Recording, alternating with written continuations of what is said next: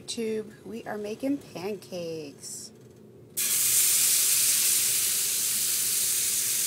Gorgeous. Got my hot griddle. Pouring this lovely pancake batter on it. So how do we make these pancakes, you ask? Good question. Well, I took some organic brown rice flour, about a cup and a half, 1.5 cups organic rice flour. I took some quinoa and I cooked it in a pot. And then I cooked it, and then I took 2 cups of quinoa, cooked quinoa, and put that inside. Half a teaspoon of salt, a whole teaspoon of, actually a teaspoon and a half of vanilla, some, let's see, cup and fourth to a cup and a half of unsweetened almond breeze, and 4 teaspoons, well, maybe 3.5 teaspoons of baking powder. So that is what I did, and then I am making these gorgeous, gorgeous, gorgeous pancakes. You take the dry ingredients, the salt, the baking powder, and the flour, you whisk them together first. Awesome. And then, that was a messy flip, but you know that's what happens when I talk and flip at the same time. And then you whisk those together, then you add your liquids, whisk them all together, get them all gorgeous. That includes the quinoa. And then you're good to go. Hot griddle, pancake batter, and voila. The only thing is I'm making these right now, the second, without any sweetener. I'm going to actually do a couple of pancakes for myself first, and then I'm going to add some extra ingredients to this for my honey. So I've got some beautiful berries, frozen berries that I unfroze, and some 2 pieces, it's like half frozen banana that I had frozen and is now unfroze as well. Defrosted, I think is the technical term.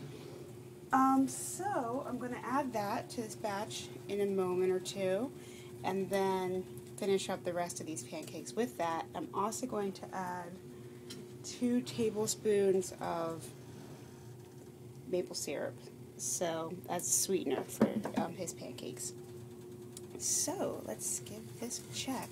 So these are actually really gorgeous. I'm not sure if it's the quinoa, the cooked quinoa that does it, the combo. A lot of recipes for, beautiful, a lot of recipes that are gluten-free tend to flake, and I've found this does not, which I love a lot. So anyway, oh, and I do have a little bit of olive oil on here because I don't have any other. Actually, you know what? I do have coconut oil. Oh, that would be awesome. I forgot about my coconut oil. I'm still a little sleepy. So, I think I could do that too for the next one. So yeah, coconut oil or olive oil or vegetable oil, canola oil, grapeseed oil, whatever oil. Go for it. So one more from me. These are the unsweetened ones, which are still going to be yummy. And you can still add your maple syrup or that kind of thing to it if you want. So, you know, it's all you. But this just makes it a little bit, I don't know, it gives you less sweet than if you cook with it and then put it on top. I probably will just put some coconut oil on top and maybe some cinnamon or something. Oh, I forgot. I do have some nutmeg in there, which also, I don't have any cinnamon in there right now because I ran out and I need to get some more. But, I mean, you could really do it up with your spices. You could put some, you know, clove in, some, like I said, nutmeg, some cinnamon, all kinds of good stuff would be good in there. Some, even a little ginger. I mean, really do it up. You know, you can add all kinds of different fruits. And this recipe, the recipe I got this from while that's cooking, sorry, walking, is actually from this awesome vegan site. Vegan Good Eats, and it is the Quinoa 105 Strawberry Red Quinoa Pancakes with Cashew Butter Syrup recipe. Can you see This is the Web Vegan Good Eats 2010-04 Quinoa 105 Strawberry Red Quinoa Pancakes with Cashew Butter Syrup. And by the way, this recipe is amazing. I've done it this way too. He uses wheat flour, so I just alter it with whatever kind of flour I want to use. And then I play with the percentages and that kind of stuff. His has some lovely strawberries in it. There you go. There you go. Okay, so anyway, back to our cooking. Just thought I would show you this wonderful recipe.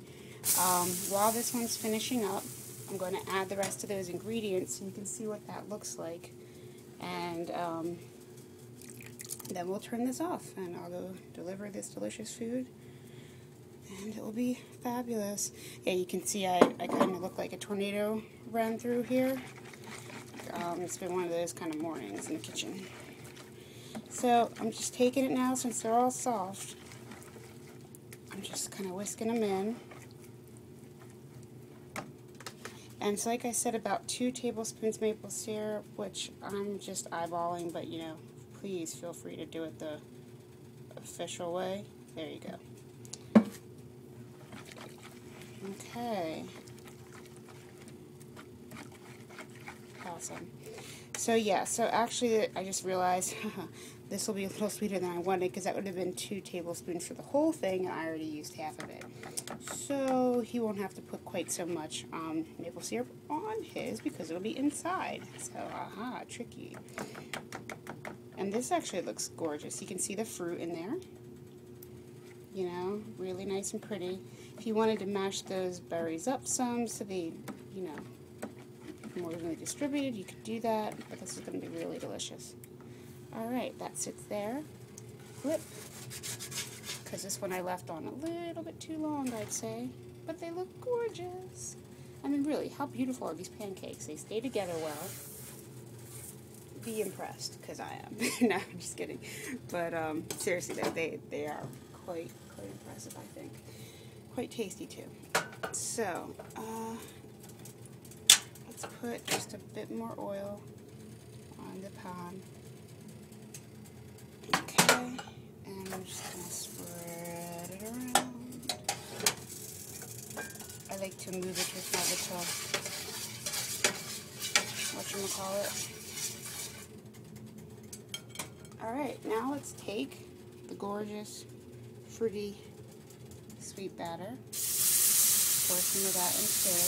You can see the nice hot skillet. Okay, awesome. So yeah, this is a perfect Sunday morning pancakes, or any day pancakes. And today is Sunday, so there you go. That's really tasty, actually. So I am going to try. These are so pretty, and they're really, look at this. I mean, seriously. Okay, so this one's falling apart a bit. Well, what can you do? But look at that. Look how nice and thick that is. And this one, see, isn't falling apart at all. So occasionally they fall apart a little bit. I mean, look at that. I'm holding it up. See, I even drop it right there, and it still doesn't fall apart. That's amazing. Anyway, I'm going to take a piece and eat it. That is really good. That is really, really good. I like it. So, as I crunch and munch behind the scenes, definitely try this recipe. Feel free to alter it any way you like. That's one thing about the way I cook. I like looking online. I look at my recipe books. I find good recipes I want to try. I usually find at least 2 that I like the looks of, and then I combine them, I play with them, and I add my own things to them.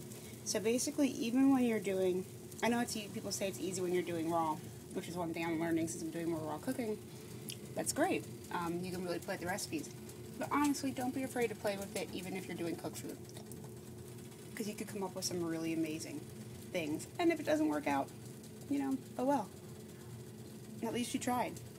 So, sometimes it's about the learning experience, too.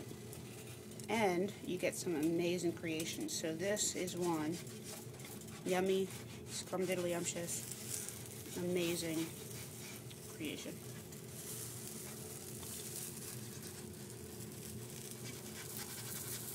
Okay. Beautiful. Gorgeous. Okay. So anyway, I will see you later. Enjoy your day. I'm going to finish the rest of these pancakes and eat them. Be well. Bye.